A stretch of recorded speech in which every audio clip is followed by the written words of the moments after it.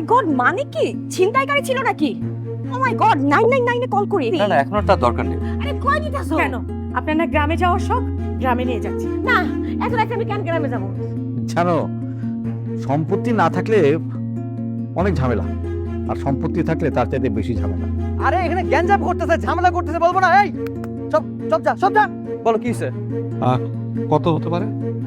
সব মিলে প্রায় 25, 28, 30 কোটি টাকার উপরে হবে। এই গরু বেচা, জমি বেচা আমি তোমার টাকাটা দিচ্ছি বাবা, 3 লাখ টাকা। এই টাকাটা এখন পাইলে আমার বড় উপকার হইব। অবাস্তব কথা কইতাছেন চাচা। আরে আপনার টাকা আপনারে বুঝাই দেওয়া হইছে, আপনি আমার কাছে কোনো টাকা পান না চাচা।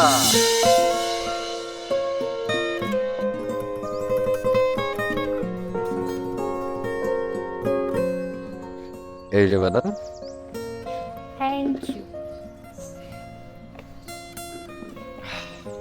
তো এইসব নিয়ে মন খারাপ করলে হবে? মানে এইভাবে যদি মন খারাপ করে থাকো তাহলে প্রতিবাদটা করবে কখন? কিন্তু রূপও কেমনটা করবে আমি ভাবতে পারিনি। রূপ কিন্তু অনেক ভালো ফ্রেন্ড। হতেই পারে যে কোনো কারণে হয়তো ও ভুল বুঝেছে। ভুল বুঝিনি, যা করতে ইচ্ছা করেই করছে। এসব নিয়ে ওয়ারি করলে হবে? মানে সামনে তো বাধা আসবেই, সেগুলো অতিক্রম করে তো সামনে এগোতে হবে। গান আছে না, হার জিত চিরদিন থাকবেই, তবু এগিয়ে যেতেই হবে। কিন্তু রূপ ইয়েস, বান্দা হাজির। তুমি আমার কথা মনে করেছো আর আমি চলে এলাম। তুমি কি আমাকে ফলো করছো? আরে কবি সাহেব যে কেমন আছেন? জি, তাহলে চিনতে পারেন নাই? অবশ্য আপনাদের মতো বড় বড় কবিরা আমাদের মতো ছোটখাটো মানুষকে চেনে না। আমি রূপক চৌধুরী। আচ্ছা, ওর কথাই বলছিলাম। জি বুঝতে পারছি।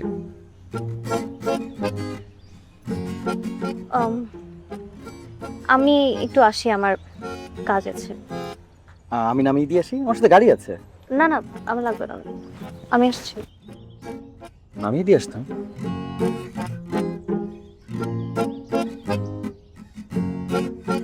বুঝলেন ভাই, এখনো রেগে আছে। রাগ ভাঙাতে আসছিলাম, দেখলাম এখনো রাগ কমে নাই। বুঝছেন, প্রেমিক প্রেমিকার মধ্যে ঝগড়া ঝাঁটি মান অভিমান এগুলো তো থাকবেই, তাই না? প্রেমিক প্রেমিকা, হ্যাঁ, যাই দেখি রাগ ভাঙাতে পারি কিনা। যদি রাগ না ভাঙে আপনি কিন্তু হেল্প করবেন, ওই যে আপনার 2 লাইন কবিতা। আসি ভাই। হ্যাঁ, এ মেধা শোনো।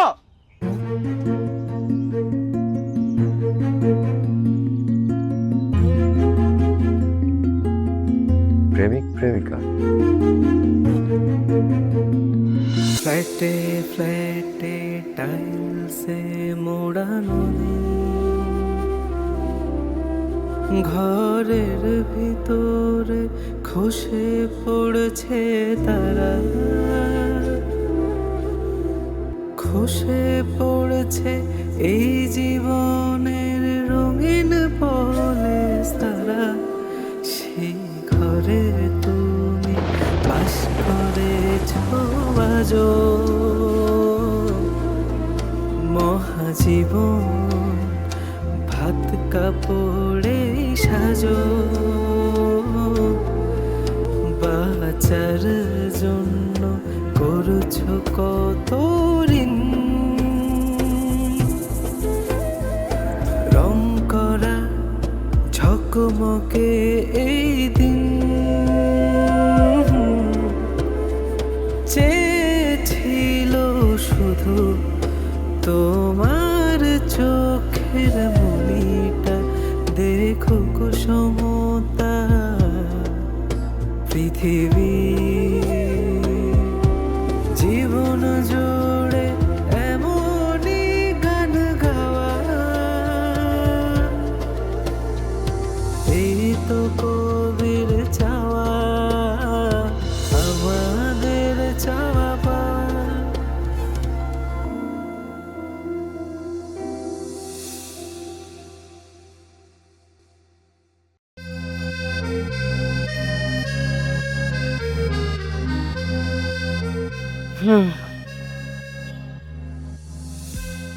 ওই পার্ক, ওখানে বসতাম।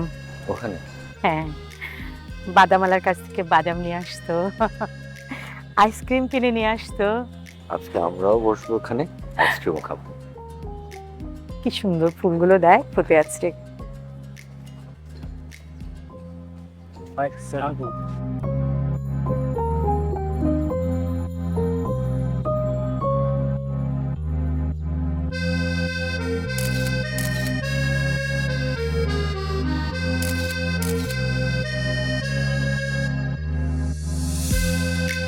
আসলে আপনার লেখাপড়ে তো অনেক ভালো লাগে। আসলে সত্যি কথা বলতে দেখা হয় না, আজকে হঠাৎ দেখা হয়ে গেল।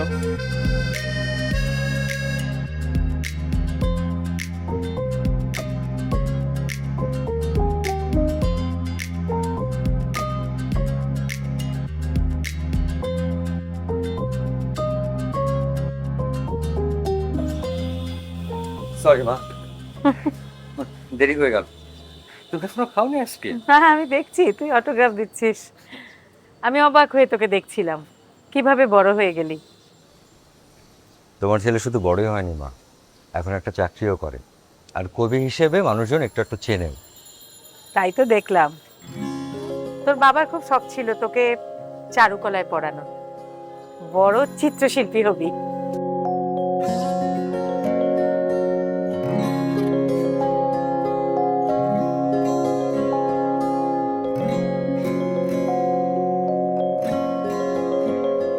হ্যাঁ, আর তোমার ইচ্ছা ছিল আমি বড় গায়ক হব।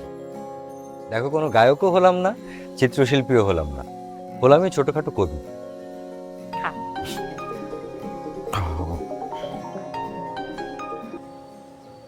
কেটে দিলি কেন? কার ফোন? তেমন কেউ না মা, পরে কথা বলবো। ধরতি মেধা, এরকম তো একটা নাম দেখলাম। কে মেধা? কে? মা, আজকে শুধু তোমার আর আমার সময়, আর কারোর কথা বলার এই মুহূর্তে দরকার নেই।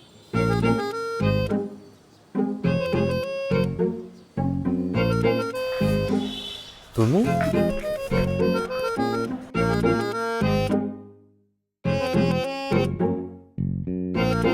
উনি কে? তুমি বোধহয় মেধা, একটু আগে ফোন করেছিলে তুমি। জি, বাট আপনি কে? আমি তো কবির মা।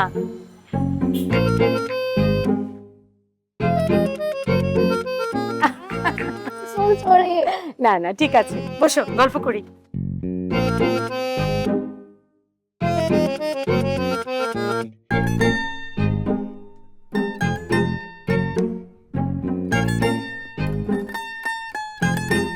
মাঝে মাঝে মনে হয় আমি কত একা, অসহায়। চারপাশে এত মানুষ, তবু আমি একা। এই যে বাবা মা চলে গেল, এতগুলো বছর যে কিভাবে কাটিয়েছি, আর সামনেই যে কি হবে আমার জন্য কে জানে। তবুও মানুষ কত অদ্ভুত, তাই না? বাঁচার স্বপ্ন দেখে, ভালোবাসার স্বপ্ন দেখে। স্বপ্ন দেখে বলেই মানুষ বাঁচতে পারে। স্বপ্নহীন মানুষ তো আদতে মৃত মানুষ, যন্ত্রের মতো বেঁচে থাকে। আমার মতো আমি যেমন যন্ত্রের মতো বেঁচে আছি, প্রাণহীন, হাসছি, খেলছি, কাজ করছি, সবই হচ্ছে, কিন্তু আমি যে কিভাবে বেঁচে আছি সেটা শুধু আমি জানি। তুমি তো আপসেট হচ্ছ কেন? না, আপসেট হচ্ছি না, ভাবছি, নিজের সাথে নিজের প্রতারণার কথা ভাবছি। তুমি এভাবে ভাবছো কেন? বাবা মা নেই, সেই কষ্টেই আছি। তার উপর আবার বাবা মার রেখে যাওয়া সম্পত্তি উদ্ধার করার জন্য যা হচ্ছে, তা প্রতারণা ছাড়া আর কি বলো? না, এটা প্রতারণা না, এটা প্রয়োজন। প্রয়োজন? মানুষের আসলে কতটুকু প্রয়োজন হয় জামিল? নিজে সুখী থাকার জন্য যতটুকু দরকার, বা তার আশেপাশের মানুষকে সুখী করার জন্য যতটুকু দরকার, ততটুকু। আমার তো কেউ নেই, থাকার মধ্যে আছে শুধু তুমি।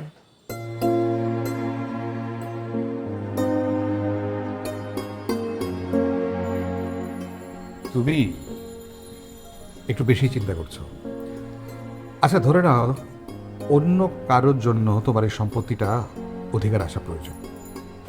অন্য কেউটা কে? আমার তো থাকার মধ্যে আছোই তুমি। তুমি নিশ্চয়ই আমার সম্পত্তি নিতে আসবে না?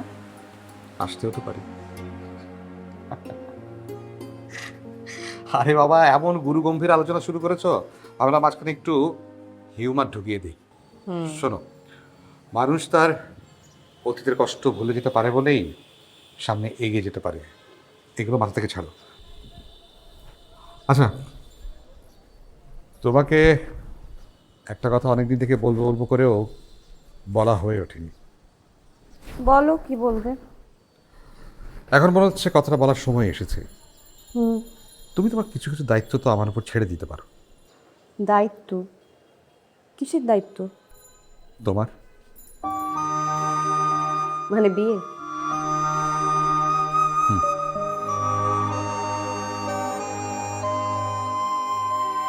হুম।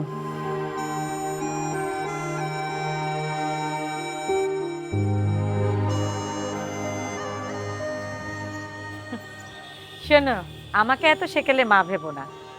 আমি জানি আমার ছেলের অনেক মেয়ে ভক্ত আছে, অবশ্য আমার মনে হচ্ছে তার মধ্যে তুমি স্পেশাল। ঠিক তো? মা, তুমি বাসা যাবে না? হ্যাঁ, আচ্ছা আমি চলে যাচ্ছি, তুমি কিন্তু বাসায় এসো। হ্যাঁ, গল্প হবে। মা, এগিয়ে দিয়ে আসতো। আরে না, একদম লাগবে না। থাক, থেকো। তাড়াতাড়ি চলে আসিস।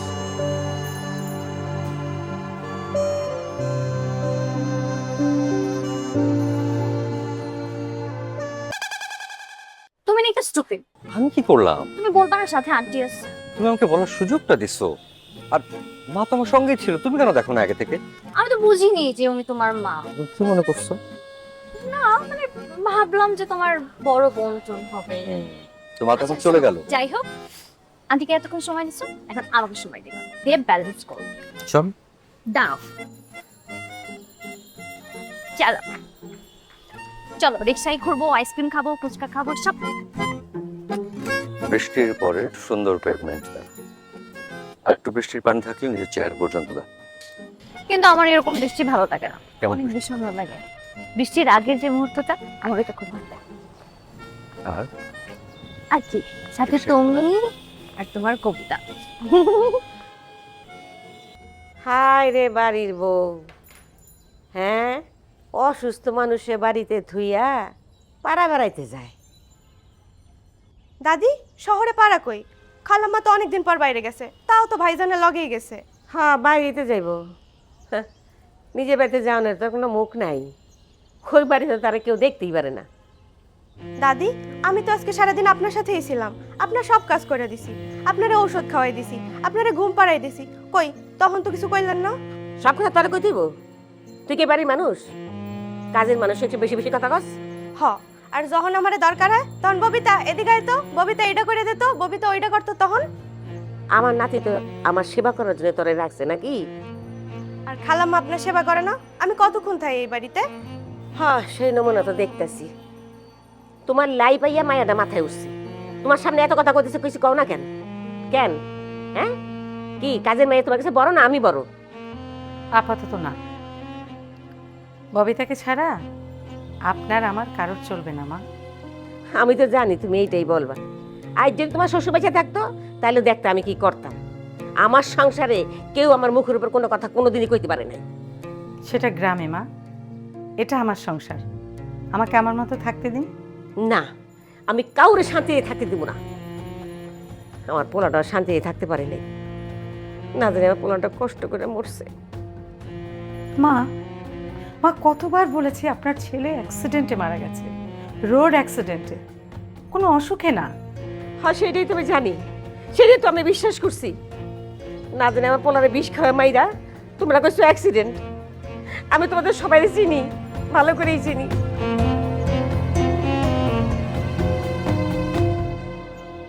খালাম্মা, শুনছি শেষ বয়সে মানুষ আর লাগলাম না, আপনার শাশুড়ি এমন কেন? কোনোদিন ভালোই বলো। যাও, নিজের কাজে যাও।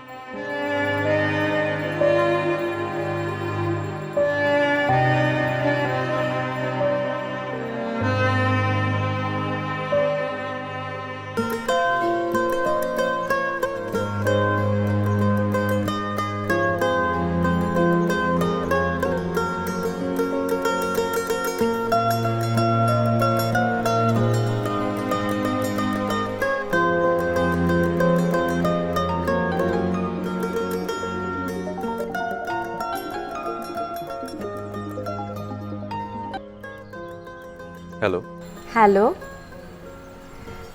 চায়ের দাওয়াতটা কি এখনো আছে নাকি ডেট এক্সপায়ার্ড হয়ে গেছে? কে বলছেন? কে বলছেন? কতজনকে আপনি চায়ের দাওয়াত দিয়েছেন? মমো বলছিলাম। কোন মোমো? ও আচ্ছা, কোন মমো? তা কতজন মমোকে আপনি চেনেন? ও আচ্ছা, আবৃত্তিকার মোমো। যাক, তাহলে মনে রেখেছেন। মাঝে মধ্যে মাইন্ডটাকে রিফ্রেশ করতে হয়, বুঝলেন? না হলে কাজ করে না। আর আমারটা তো এমনি একটু ডিস্টার্বিং। ও, তার মানে আপনি মাত্র মেমোরি রিফ্রেশ দিলেন? দারুণ তো ব্যাপারটা। শেখাবেন কিভাবে মেমোরি রিফ্রেশ দিতে হয়? Any time. আচ্ছা, কি যেন বলছিলেন শুরুতে? সে কি কথা, আপনি না মাত্র আপনার মেমোরি রিফ্রেশ দিলেন, তাহলে আবার ভুলেই গেলেন এখনই যে কি বলেছিলাম? কাজ হয়নি মনে হয়।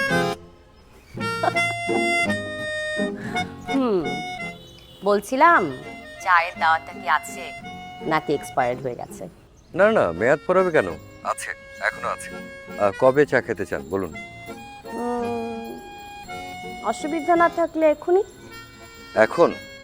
এখন সম্ভব না, একটু ঝামেলায় আছে বুঝলেন। অফিস থেকে জরুরি তলব করেছে, সেখানে যাচ্ছি। ও আচ্ছা, তাহলে মানে আপনার কাজে ডিস্টার্ব করার কোনো উদ্দেশ্য আমার নেই। ঠিক আছে, আপনি কাজ করেন তাহলে, চায়ের দাওয়াত পরে নিয়ে নেব। ওকে, বাই।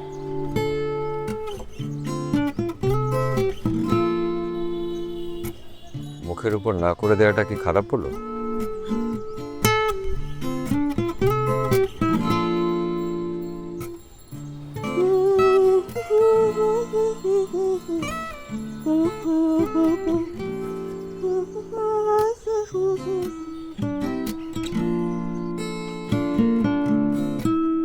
ইয়েস, আমি 100% শিওর ছিলাম পুরা কোম্পানিটাই ভুয়া, সব কিছু ফলস। কোন কোম্পানি ভুয়া ভাইয়া? আরে একটা অনলাইনের কোম্পানি, ভুয়া প্রোডাক্ট ভুয়া ঠিকানা দিয়ে মানুষের সাথে প্রতারণা করতেছে। এখন আর কেউ পরিশ্রম করতে চায় না রে, সবাই শর্টকাটে কম পরিশ্রমে কম পয়সা দিয়ে কি করে মেলা টাকা কামানো যায় সেই ধান্দায় আছে। তুই দাঁড়িয়ে আছিস কেন, কিছু বলবি? জি ভাই,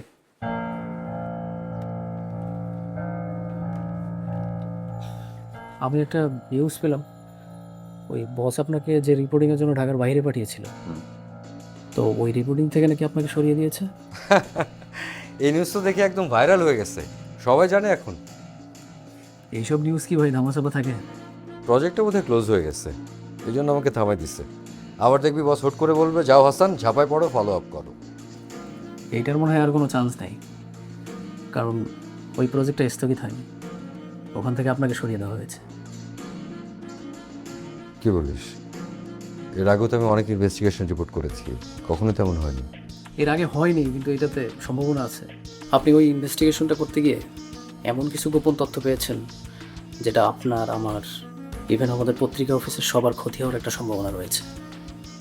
আর ওই কোম্পানির সাথে আমাদের একটা সমঝোতাও হয়েছে। আপনি এখন জানতে চাইেন না যে কার সাথে কীভাবে সমঝোতা হয়েছে।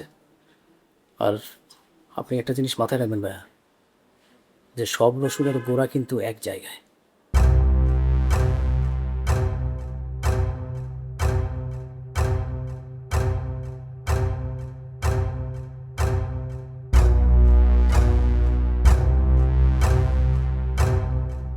বাবা, বাবা গো, বাবা আমি তোমার পায়ে ধরি বাবা।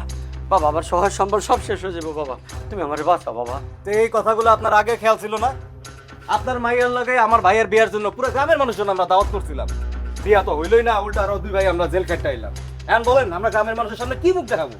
কিন্তু আমি তো কিছু করিনি বাবা। আপনি কিছু করেন নাই, কিন্তু আপনি যে করার নাই, আপনার যে ইশারা ছিল না, সেটা আমরা কেমনে বুঝবো? আর সেইটা কেমন কথা কও তুমি?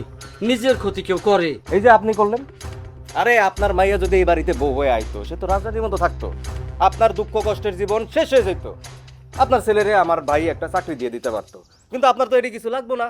আপনি জানতো এনতে যান, আপনি পথ পাবেন। বাবা বাবা বাবা, না করো না বাবা, তুমি না করলে আমার পোলা মাইলে মরণ ছাড়া আমার কোনো গতি থাকবো না বাবা।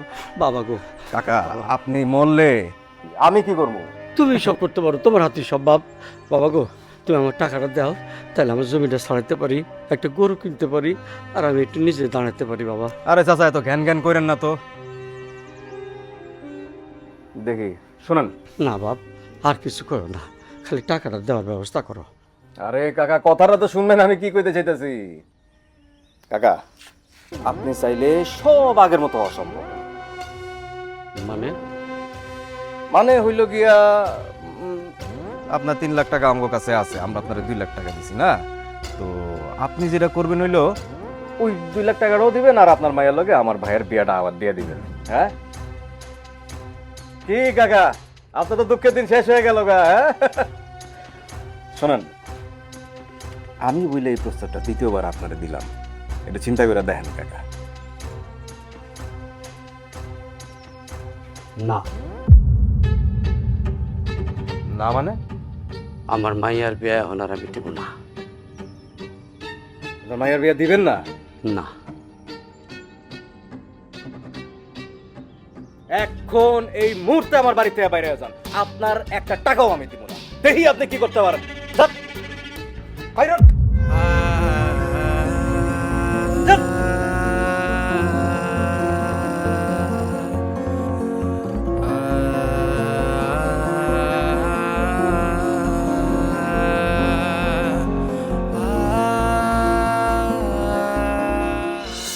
গত রাতের ঘটনা তো আমি মাত্র ইমরানকে বললাম, আপনি জানলেন কি করে? তোমাকে যারা ফলো করেছে ওরা আমার লোক, আমার কথাই ফলো করেছে। আর কত নিজের পকেটের টাকা খরচ করে থিয়েটার করব? কি দিয়েছে থিয়েটার? কিছু দিতে পারছে? দিতে পারে নাই। শোনো, তোমার পকেটে যদি টাকা না থাকে না, কেউ তোমাকে দাম দেবে না, বুঝতে পারছো? আর এই থিয়েটার তোমার ভাতও দেবে না। একটা পলিটিক্যাল লিডারের ফ্যামিলি নিউজ করবো আমি? মানে সেই লিডার কই যাচ্ছে, তার বউ কোথায় যাচ্ছে, ফ্যামিলির কে কোথায় আছে, এসবটা আমি রিপোর্ট করবো? মানে কিন্তু জুনিয়র কেউ করলেও পারে। থিয়েটার আমাদের ছাড়েনি, আমরা থিয়েটার করে যাব সারা জীবন। আমার কত কষ্টের টাকা ওরা আটকায় রাখছে। আমি থানায় যাবো, দরকার হলে আদালতে যাবো। উত্তর থেকে দক্ষিণে বয়ে হাওয়া, সবার জন্য বইবে সমান ভাবে।